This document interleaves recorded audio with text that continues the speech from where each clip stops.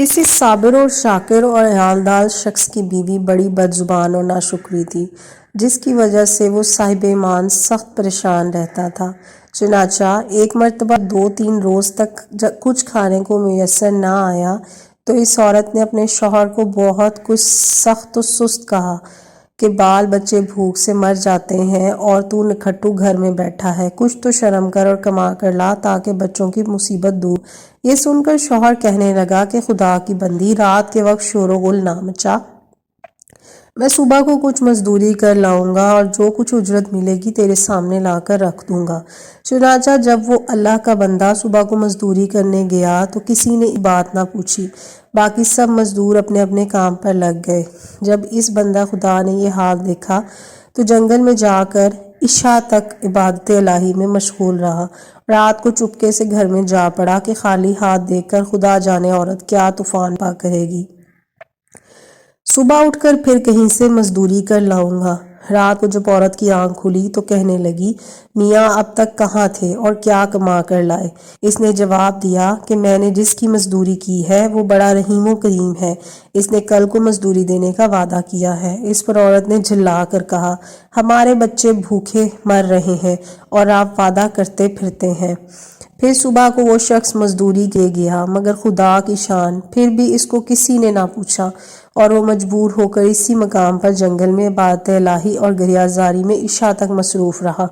بڑی رات گئے جب ڈرتے ڈرتے گھر میں گیا تو وہ عورت کہنے لگی، دونوں دن کی مزدوری لائے ہو؟ اس بارے نے گھبرا کر کہا، آقا نے کل 3 دنوں کی مزدوری دینے کا وعدہ کیا ہے۔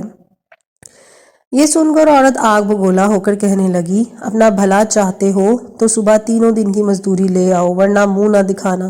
صبح کو اس عورت نے ایک تھیلی اس مرد کے حوالے کر کے کہا، 3 دن کی مزدوری اس میں لے آنا اور خبردار خالی ہاتھ گھر میں نہ آنا۔ یہ سن کر اس بندہ خدا کی نظر عالم اسباب سے اٹھ کر مسبب الحقیقی کی طرف جا اور اسی وقت سیدھا جنگل میں جا کر عبادت الہی میں مشغول ہو گیا، اور بہت رات گئے عورت کے خوف سے اس تھیلی میں ریت بھر کر لایا کہ رات اس ہیلا سے گزر جائے گی، عورت کے ڈرانے کی آفت سے بچ جاؤں گا۔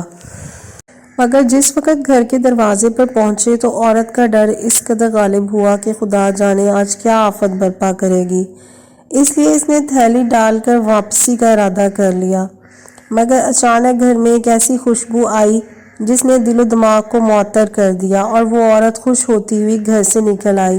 خدا کے بندے نے اس سے دریافت کیا کہ یہ کیا معاملہ ہے؟ کہنے لگی کہ اندر چل کر اس کی حقیقت سنو اور خدا کا شکر ادا کرو، یقیناً تم سچ کہتے تھے کہ تمہارا مزدوری دینے والا بھی اچھا ہے۔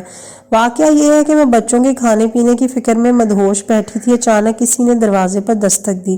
میں نے جا کر دیکھا کہ ایک سبز پوش سوار دروازے پر کھڑا کہہ رہا ہے کہ لے اپنے شوہر کی 3 دن کی مزدوری لے لے اور اب اس کو کچھ اضافہ نہ اور اس سے کہہ دینا کہ جس قدر تو نے مزدوری کی تھی اس قدر اجرت مل گئی، زیادہ کرتا تو اور زیادہ پاتا، آئندہ اس کا خیال رکھنا۔ پس طباق اس نے دیا ہے جس میں 50 درہم ہے اور دم بدم اس کی خوشبو دل و دماغ کو معطر کر رہی ہے۔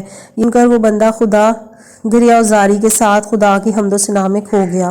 عورت اس کا شکستہ حال دیکھ کر حیران رہ گئی کہ بار خدا یہ کیا ماجرا ہے، خوشحالی میں پریشانی حال کیسی؟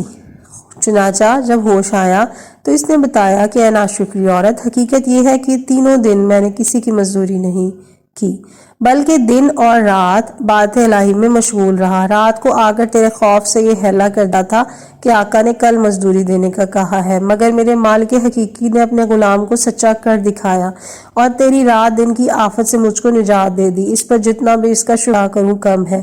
دیکھ آج میں اس تھیلی میں تیرے در سے ریت بھر کر لایا ہوں، تو اس کو خالی کر لے اور ریت کو پھینک دے۔ جب اس کی بیوی نے چاہا کہ تھیلی کرے تو دیکھتی ہے کہ وہ تھیلی جو تو ایسے زر و جواہرات سے پر ہے جس سے تمام گھر روشن ہو رہا ہے۔